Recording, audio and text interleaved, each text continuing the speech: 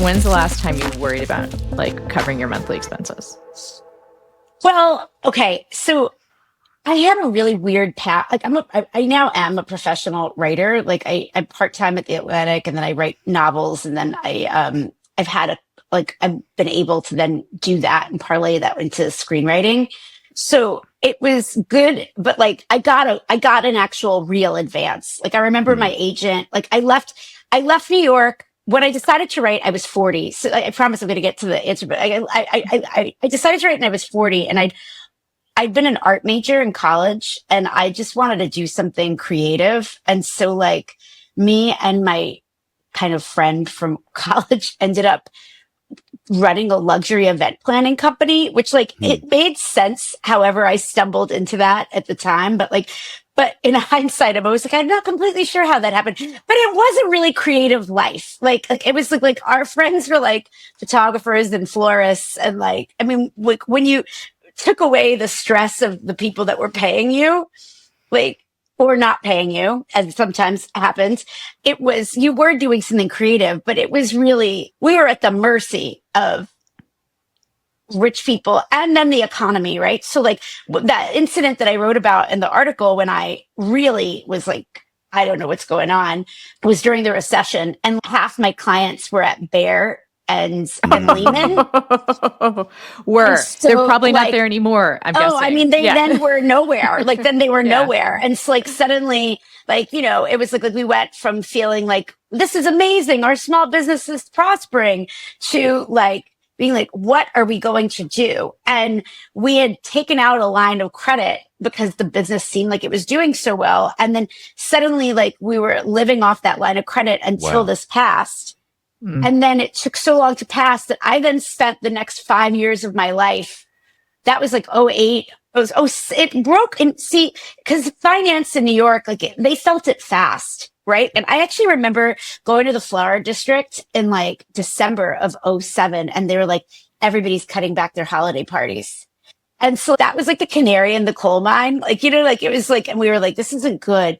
But we didn't have enough money to get ahead of that. So it wasn't like we should put some money away for a rainy day. Like we sort of bootstrapped this whole thing in the aughts, you know, when you could still kind of do that. And so I ended up then basically running a business to pay Chase Bank back for that line of credit for 5 years after the recession. So even when you're like, I need to get out of this, you couldn't get out of it because we owed so much money to nobody talks about predatory small business lending, which is like a real thing. That was like a real thing. Like we were truly like a small business. I think we had one full-time employee plus the two owners and some part-time people. Like, and so anyway, all that's to say, we finally paid it off. And then the business was doing really well. And I'm like, I hate this. I don't want to do this at all. I think I want to write. And so I got a real job. So I would say, what's a real job? Real job. You're right. No, and like it's really funny because like I've had these periods be so brief in my life that I really define it as like a real job. I had to be someplace by a particular time. And then and you had to go someplace. That's the definition. Go someplace. Okay. I had to go someplace. I had an ID that I had to swipe in order to get in and out. And then they gave me in exchange for that my dog dish was put out every 2 weeks with the same amount of money. and then they gave me health insurance. And I like this, by the way, was the job that I was raised by my grandparents, like, and my grandparents had lived through the Great Depression. So this is a job my grandparents had really just wanted me to have. And it took me all this time to get there. And it was like, I worked at a CUNY. So I was technically a government employee and they just thought this was amazing. It was like, unfortunately, like they lived to see almost none of it because like I was interviewing and then my grandmother dropped dead and that was the end of my grandparents. But I'd say right before that, like, I'd say I had worried about money until 2014, maybe. There would be great times, there would be lean times, but like you weren't like sitting around. There was nothing for a rainy day, if that makes any sense. And then my grandmother died and we sold her house and I got a little bit of cash. And then that was when I was like, and I said to my best friend, who's my business partner, I was like, would you kill me if I tried to find a real job? Because I think I want to write, but I can't do it if I'm always worried about money. That's interesting. That's interesting.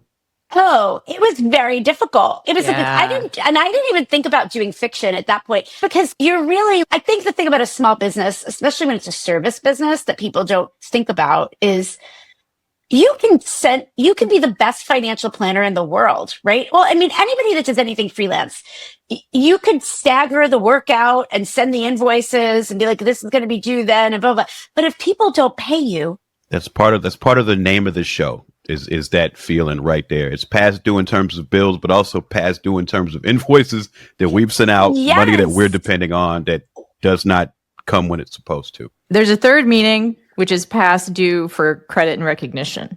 yes, that's right. Well, that's right. Well, I mean, I remember I actually had written a piece about the luxury wedding planning time and my time in it. And I remember a guy just arbitrarily decided he had two daughters getting married in the same season.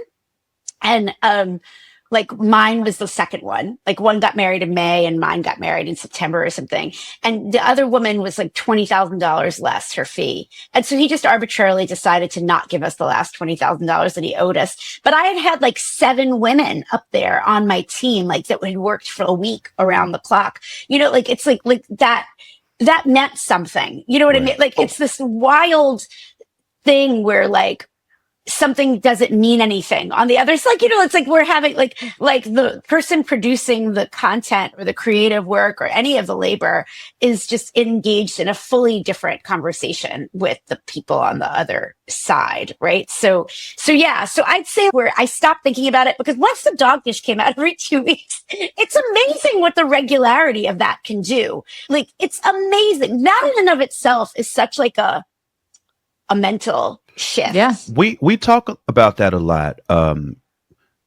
Me, for instance, right? Like I've had a successful, relatively successful music career for 15 years, but last year was really difficult. And I found myself at the end of last year, desperately searching for that regularity.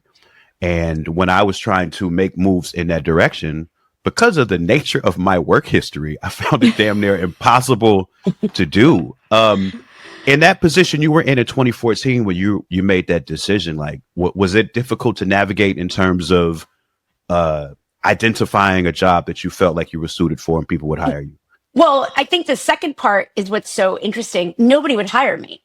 Like no one would hire me. And I think you could say it's funny because like, even as a musician, you are running a small business. Right. You are marketing yourself. You are promoting, social media, obviously, like no contracts. Like you have so many transferable skills. And one of the things that I find amazing about, I hate to call it a ruling class, but I think that's where I landed on comfort class, but there's a very narrow view of transferable skills. It's fascinating. And I was like literally planning lavish events, like in places where there'd be nothing. You'd go in and it'd be a field. And suddenly, and a week later, you could have 500 people for a black tie dinner. The things that I knew how to do because of that, like including crisis management, like labor relations, like time management, like it was like wild, but no one could see any of those transferable skills. And so it really took a woman who actually also came from a very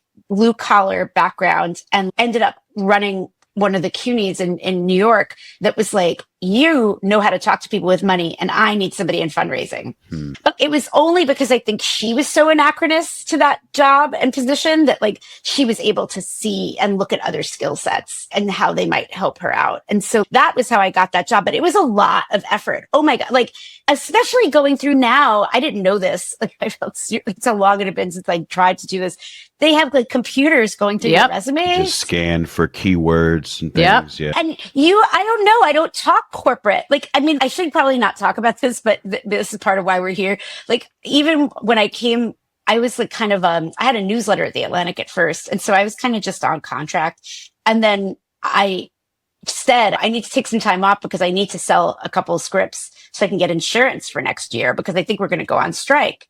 This is like in anticipation of it. But again, by the way, that's how your brain works, right? Like you're like a year ahead. Like you're like, I don't know, our contract is up and I think we might go on strike. I better get this insurance. And so then they were like, well, you can come on staff part-time and we'll give you insurance. And I was like, okay, but I can't go anywhere. I don't want to do whatever it's called. What's the thing called? Slack. I was like, I'm not doing Slack. Like a guy was like, I was like, I can't, but I actually really enjoy that job, but it is strange to know that you have a job for insurance. And now I'm almost 50. And so it only gets more intense, like the stuff you need to think about. And so like, yeah, it's wild.